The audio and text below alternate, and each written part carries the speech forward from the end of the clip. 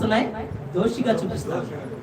దోషిగా చూపిస్తా ఉన్నాయి. నీ జీవితంలో వీటిని విడిచిపెట్టాలి. అందుకే అంటా ఉన్నాడు దేవుడు, ఒకే మాటతో కొట్టి పడేస్తా ఉన్నాడు దాన్ని. నీ పాపమును నీ చేతిలో చూచి నీవు దానిని ఏం చేయాలి? విడిచిపెట్టాలి. దాన్ని ఏం చేయాలి? విడిచిపెట్టాలి. ఈ పునరుద్ధానపు ఆరాధనలో దేవుని దగ్గర అడగవలసిన మొట్టమొదటి విషయం ఇదే. అయ్యా, నాలో ఇంకను ఇదిగో చిన్న పాపం, ఇదిగో సులువుగా చిక్కులు పెడుతున్నా, ఈ చిన్న పాపంలో తీసివేయి, నిర్దోషిగా నన్ను ఏం చేయాలి అని చెప్పి దేవుని దగ్గర సాగిలపడాలి. ఇది మొదటి విషయం. రెండో విషయాన్ని మరొకసారి చదువుతాం వాక్య భాగాన్ని. 14వ వచనం. పాపము నీ చేతిలో నుండుట చూచి నీవు దానిని విడిచిపెట్టిన ఎడలా నీ గుడారము నుండి దుర్మార్గతను నీవు కొట్టివేసిన ఎడల. ఏంటిది అంట? ఎక్కడ? ఇప్పుడు నీ దగ్గర అయిపోయింది. ఎక్కడైపోయింది? నీ దగ్గర అయిపోయింది. నీ సెల్ఫ్ అయిపోయింది, పర్సనల్ అయిపోయింది. ఇప్పుడు ఎక్కడికి వచ్చాడు దేవుడు? ఎక్కడికి వచ్చాడు? నీ ఇంటికి వచ్చాడు. ఎక్కడికి వచ్చాడు? ఇంటికి వచ్చాడు. ఇంటిలో నుంచి ఒకటి తీసేయమంటా ఉన్నాడు. అదేంటిది చెప్పండి? దుర్మార్గతను తీసివేయమంటాడు. ఏమంటున్నాడు? దుర్మార్గతను. నీ ఇంటిలో ఉన్న బిడ్డలను నీవు సమాధానంతో దేవుని ఎడల భయభక్తులతో కట్టాలి. దుర్మార్గం అన్న మాటకు అర్థం మన కుటుంబాలలో జరిగే చిన్న విషయాలు ఏంటిది అంటే,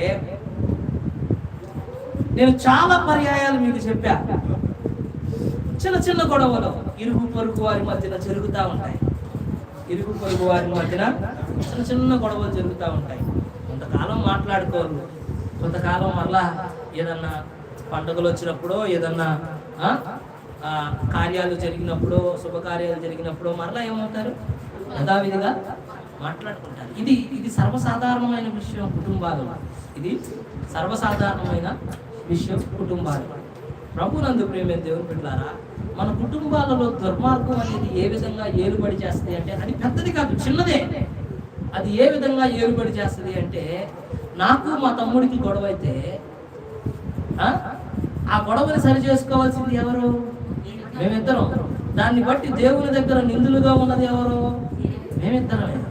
కానీ ఈ చిన్నదాన్ని బట్టి, ఈ చిన్ని అయోగ్యతను బట్టి నా పిల్లలు కూడా వాడి పిల్లలను ద్వేషించడం, వాడి పిల్లలు కూడా నా పిల్లలను ద్వేషించడం ఎంత దుర్మార్గం. నేను చెప్పిన మాటలు ఎంతమందికి అర్థమైనాయి? నేను పడ్డాను నా తమ్ముడితో గొడవ. అది నాకు వాడికి మధ్య విషయం. చిన్న మనస్పార్థం వచ్చింది, దాన్ని మేము సరి చేసుకోవాలి.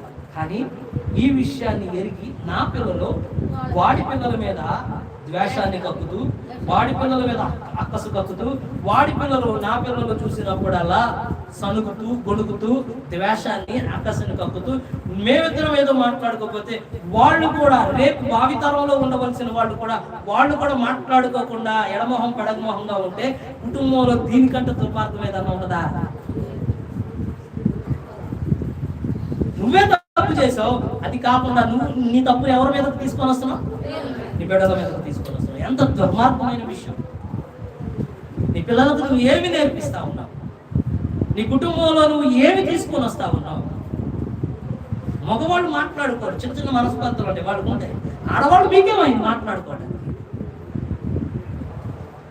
సహవాసం కలిగి జీవించాలా లేదా?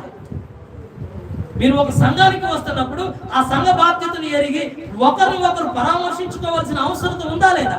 మీరెందుకు ఎడమొహం పెడమొహం పెట్టుకుంటారు? దానివల్ల మీరు దుర్మార్గులు అవుతున్నారు కదా దేవుని దృష్టికి. దాన్ని బట్టి మీ కుటుంబానికి మీరు దుర్మార్గతను మీరు తీసుకొని రావట్లా మీ కుటుంబంలోనికి. ఒకసారి ఆలోచన చేద్దాం. దేవుని వాక్యం మనల్ని ప్రశ్నిస్తా ఉంది, మనల్ని సరిచేస్తా ఉంది. నువ్వే సరి చేసుకోవాలి. అలా కాకుండా దాన్ని నీ కుటుంబం మీదకి మరింత మందితో నువ్వు దాన్ని కట్టడాన్ని, అది ఎంత దుర్మార్గమైన విషయం. అందుకే దేవుడు ఏమంటా ఉన్నాడు? నీ గుడారములో నుండి దుర్మార్గతను నువ్వు కొట్టివేసిన ఎడల. ఫస్ట్ నీలో నుంచి పాపం తీసుకోవాలి. రెండవది ఏం చేయాలి చెప్పండి? ఏం చేయాలా? నీ కుటుంబంలో నుంచి, నీ ఇంటిలో నుంచి దుర్మార్గతను